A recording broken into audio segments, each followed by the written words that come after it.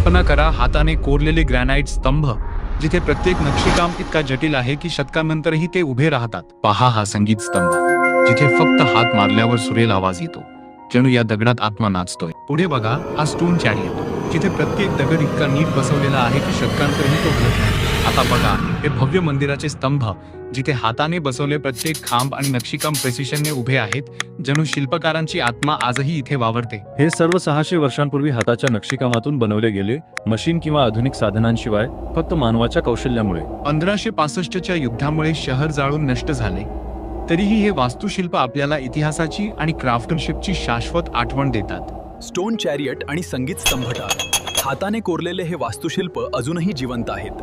शतकांनंतरही त्यांचे रहस्य ऐकायला मिळते. आता प्रश्न तुमच्यासाठी, तुम्हाला माहिती होतं का, हे हाताने बनवलेले भव्य आर्किटेक्चर अजूनही जिवंत आहे आणि लोकांना आश्चर्यचकित करत आहे. व्हिडिओ आवडला असेल तर लाईक करा, शेअर करा आणि सबस्क्राईब करा आणि तुमचे विचार कमेंटमध्ये नक्की सांगा.